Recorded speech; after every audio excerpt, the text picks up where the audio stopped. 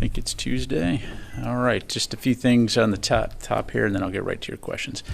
As we announced yesterday, Secretary Austin will depart this Friday for a trip to both Japan and the Philippines. This will be his 11th visit to the Indo-Pacific region as Secretary of Defense. In Tokyo, the Secretary will participate in the 2024 U.S.-Japan Security Consultative Committee and a historic trilateral ministerial meeting with Japan and South Korea. He'll also meet with senior Japanese officials. In Manila, Secretary Austin and Secretary of State Antony Blinken will participate in the 4th U.S.-Philippines 2+2 ministerial dialogue with their Philippine counterparts. The trip underscores the U.S. commitment to strengthening alliances in the Indo-Pacific region for peace and stability. And following his return from the Indo-Pacific, Secretary Austin and Secretary Blinken will host their Australian counterparts in Annapolis, Maryland on August 6th for the 2024 Australia-U.S. ministerial consultations. We'll have much more to provide on the Secretary's upcoming trip and the Australia-U.S. ministerial consultations in the near future. Separately, Secretary Austin hosted Estonian Minister of Defense Hanno Pevkur here at the Pentagon earlier today to discuss a range of regional and bilateral issues. The discussions underscored the importance of maintaining NATO alliance unity and countering Russian aggression in Ukraine. The two leaders also emphasized the need to strengthen NATO's credible deterrence and defense, highlighting the importance of continued joint exercises to enhance interoperability and efficiency between military forces.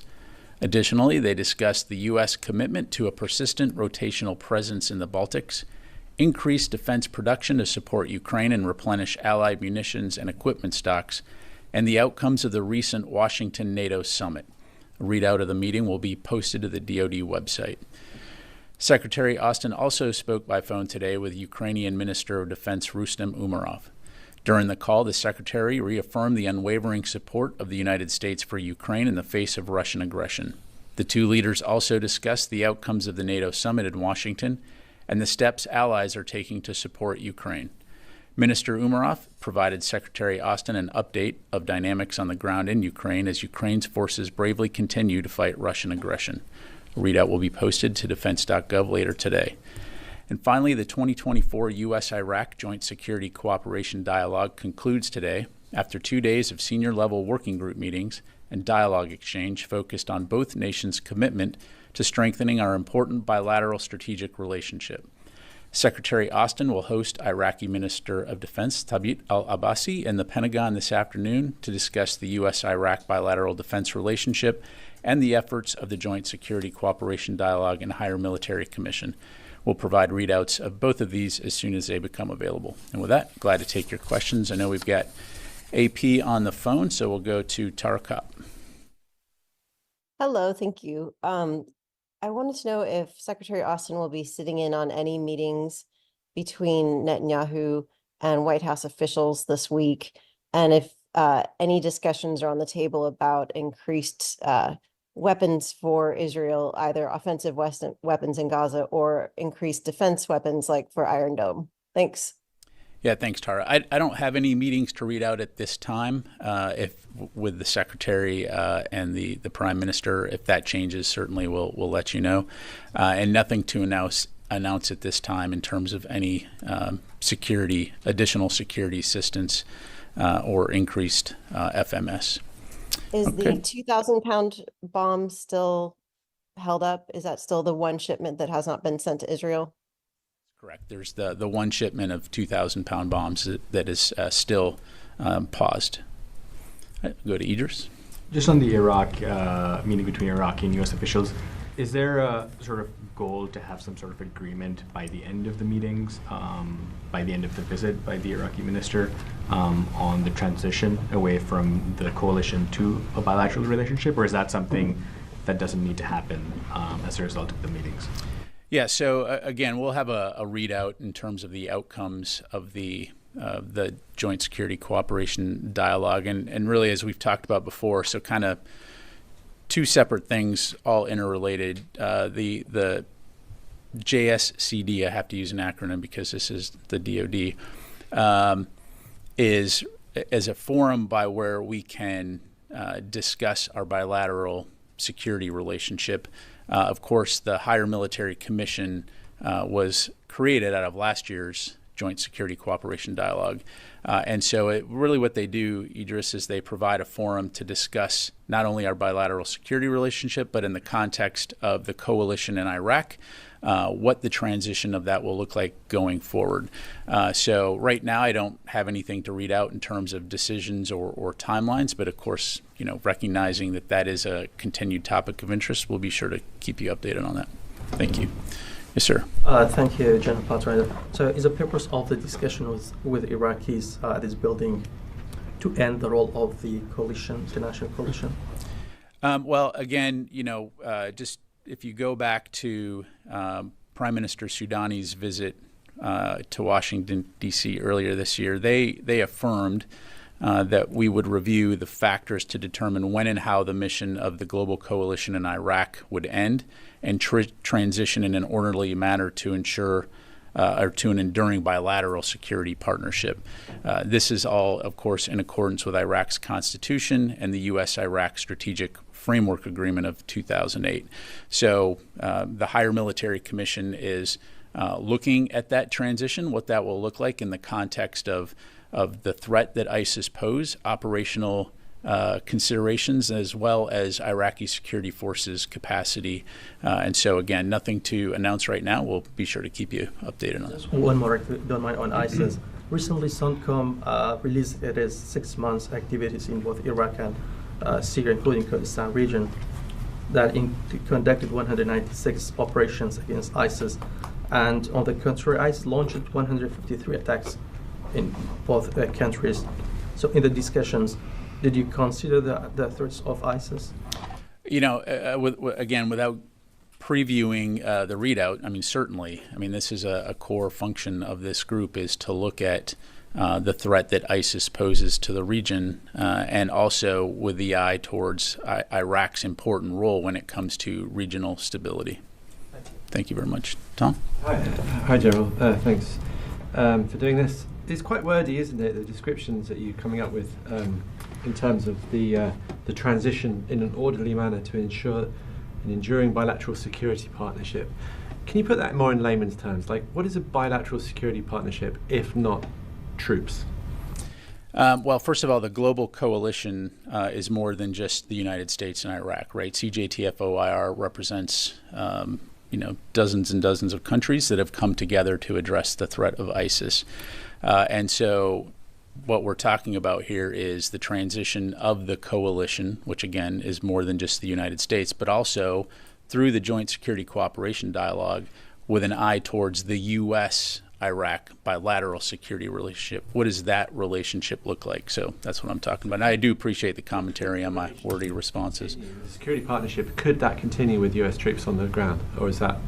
Well, I think, again, the U.S.-Iraq bilateral security relationship is one thing, and the global coalition, which is U.S.-led right now in the region, what does that look like going forward? Again, taking into account the three factors that I highlighted. Okay. So, all right, I didn't really hear an answer there, but that's okay. In terms of sorry to beat a dead horse here, with the U.S.-Iraq bilateral security agreement, could that include a continuing presence of American troops? Well, again, I don't want to get ahead of the process. That's the discussions that are ongoing, is what would that relationship look like under the auspices of the security or the strategic framework agreement going forward. So again, it's a very well put question, very eloquently stated. I just can't answer it. Thanks. Yes, sir. Thanks. Last week, General Brown said in response to the attack in Iraq, which the Pentagon attributed to an Iran-backed group, he said that the U.S. would respond at a time and place of its choosing. Previously, you guys have said we reserve the right to do so. Does that mean, can we interpret that as a decision has been made that the U.S. will respond? Yeah. Yeah, thanks for the question, Joseph. So, I'm not going to forecast or telegraph any potential future operations. I think what the chairman was saying, and he's right, is that we always reserve the right to respond at a time and place of our choosing, and that we will put the protection of our forces first and foremost, the safety of our forces. So I'll just leave it there. And then secondly, the Yemen's Houthis this morning have put out a new list of targets that they may attack in Israel. Among them includes what they say is the port of Ashdod, where the U.S. has transitioned the Gaza pier to the port of Ashdod for humanitarian aid. Are you guys taking these threats seriously too? Is there any concern that any U.S. assets could be in danger, apart from the Red Sea? Obviously, that's attacks have been going on. So a couple things. So I think as demonstrated by our actions in the region, we're absolutely taking any Houthi threats seriously and continue to work with allies and partners to degrade and disrupt their capability to launch attacks in the Red Sea and in the region. As it relates to the potential impact on U.S. forces, as I just highlighted, we'll take all necessary measures to ensure that our forces are protected and take appropriate actions. But again, I won't get into potential future actions. Quickly, sources have told us that the U.S. shot down either drones or missiles as part of the Houthi attack on Tel Aviv, where one drone obviously got through. Can you confirm or deny that the U.S. shot down any or helped in the self-defense? Yeah, I don't have anything to provide beyond what CENTCOM has already put out in their daily CENTCOM updates. So just leave it there. Let me just go to the phone here real quick. WTOP, JJ Green. Yeah, General, thank you for this opportunity. Earlier today, BBC reported NATO Chief Stoltenberg said that Europe should be prepared for a decade of war in Ukraine. A decade of war is, I'm not sure that the West is prepared for that, but I'm wondering how long is the Pentagon prepared to stand by Ukraine, considering the statement and the conditions on the ground?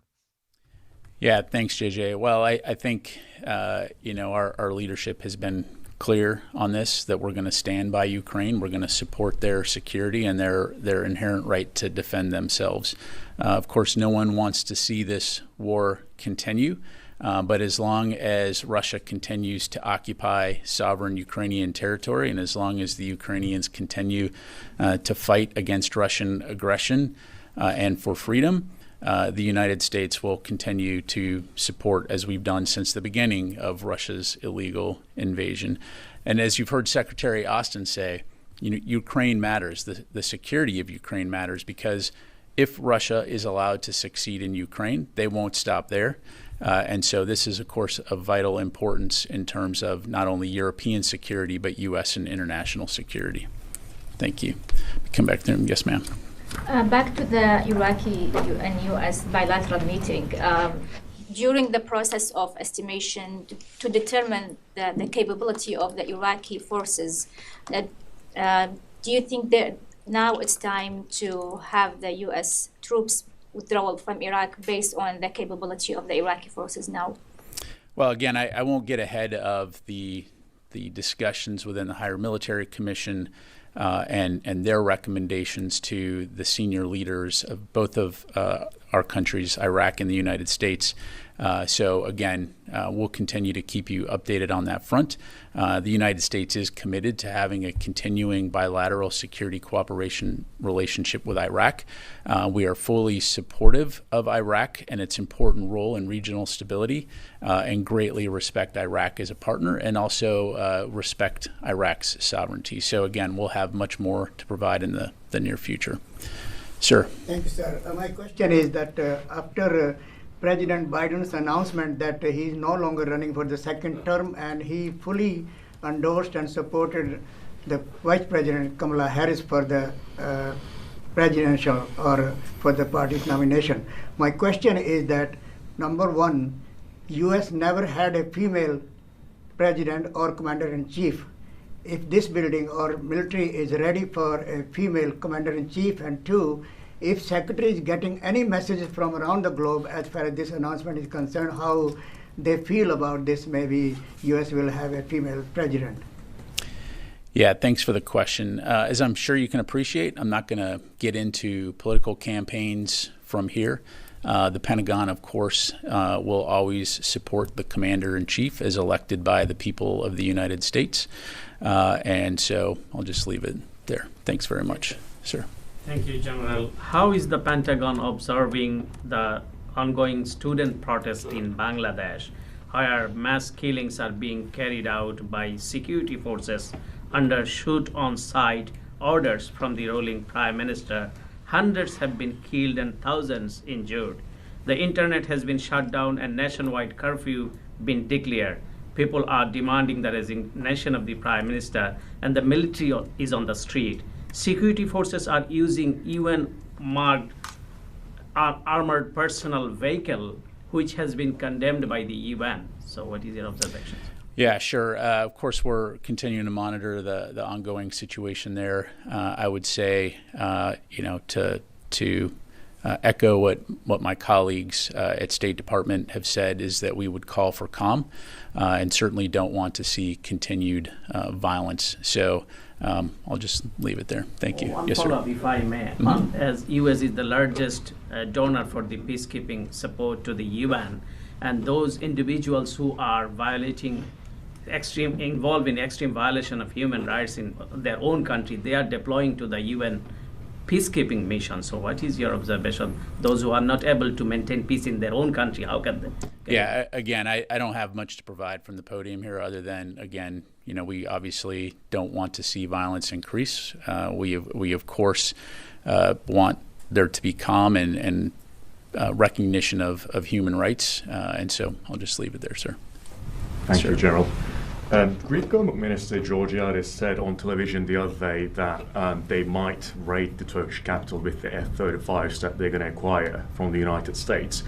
Would you say that such statements from one NATO ally to the other are nothing but irresponsible?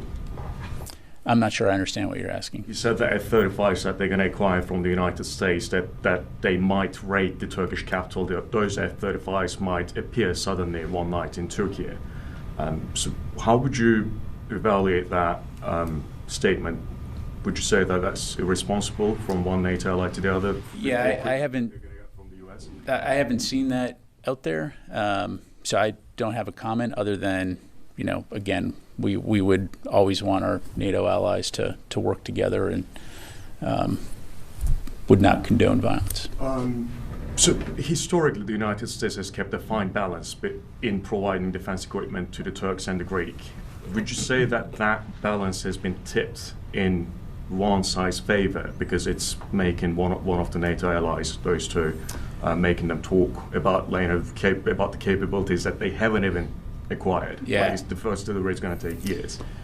So what I would say is, first of all, when it comes to the relationship between Greece and Turkey, I'd let Greece and Turkey talk to you and characterize a relationship. I would say from where we sit, we certainly value our partnership and alliance with both Turkey and Greece, and certainly appreciate the efforts that have gone into addressing some of the areas of mutual concern. And I'll just leave it there. Thank you very much. Ma'am. Thank you. Ma'am. Janie, how are you? Thank you very much. I thought you forgot my name. You got to call me Pat now then. Okay. On dude. Ukraine, China, and North Korea. And Ukraine foreign minister will visit China today at the visitation of Chinese foreign minister Wang Yi. Do you think China can play a role in stopping Russia's aggression against Ukraine? It's an interesting question, Janie. So, certainly, as I mentioned before, we don't want to see the conflict in Ukraine go on forever. We want to see peace in Ukraine, but it has to come in terms that are acceptable to Ukraine. No decisions about Ukraine without Ukraine. And so China can play a productive role in terms of addressing Russia's malign and illegal activity in Ukraine. And so certainly if they're able to compel Russia to withdraw its forces and enable the restoration of peace, I think that would be a positive development. But certainly when it comes to the Ukrainian foreign minister and his conversations with his Chinese counterparts, I'd have to refer you to Ukraine. Another one, the Russian Vice Minister of Defense is visiting North Korea currently. It was also announced that weapons and defense industries were discussed as a follow-up to military cooperation with North Korea and Russia. How can you comment on this? Well, again, it's concerning that we continue to see North Korea and Russia further cooperating as it relates to the war in Ukraine. Again, as we've said many times, it's demonstrative of the fact that Russia is now having to seek support from countries like Iran and North Korea in order to obtain additional capabilities as they've experienced some logistical challenges. And so it's something we'll continue to keep a close eye on. Okay, let me come back to the room here. Louis. A couple of questions on the coalition that you're referencing. Is that the global coalition against ISIS? Correct. Okay. So the U.S. presence has been acknowledged to be about 2,500 military personnel in whatever capacity inside Iraq. What is the complementary number of troops from the rest of the global coalition? I'd have to get back to you on that. I don't have that number in front of me. Now, you're talking about in Iraq? In Iraq. Yeah, so when it comes to the number of forces of other countries, that's something we really let other countries address. So, I'm only going to speak to the U.S. in that regard.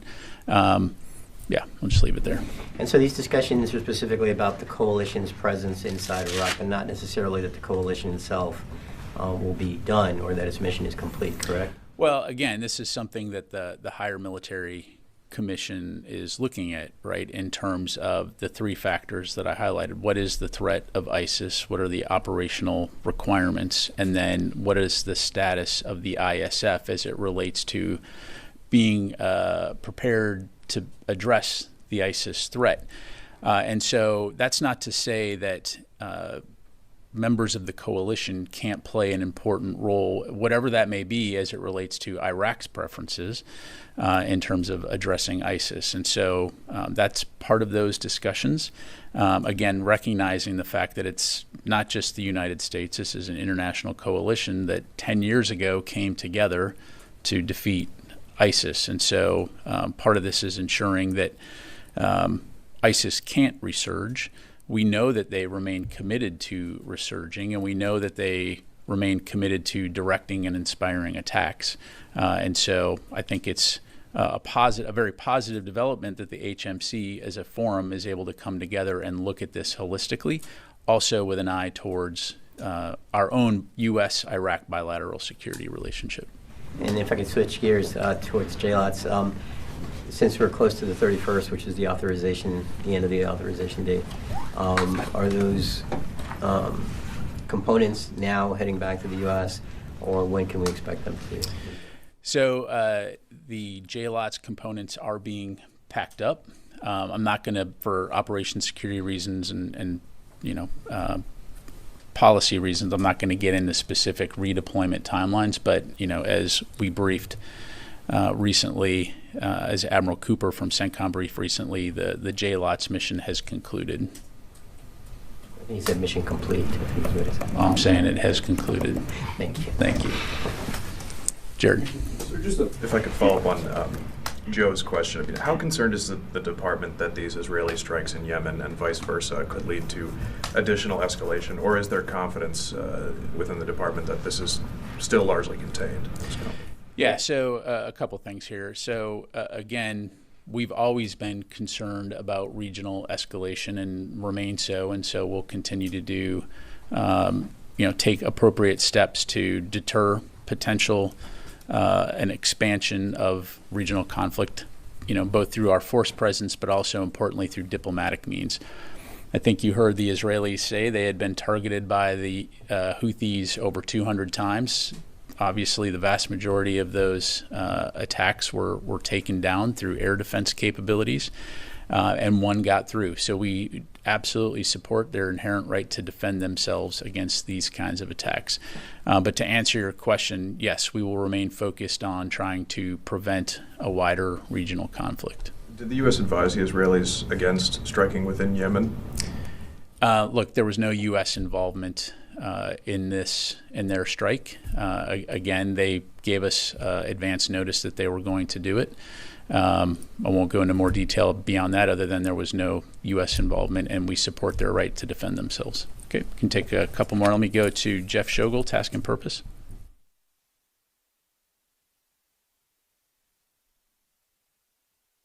Are you there? Okay, nothing heard. All right, thanks very much, everybody. Appreciate your time today.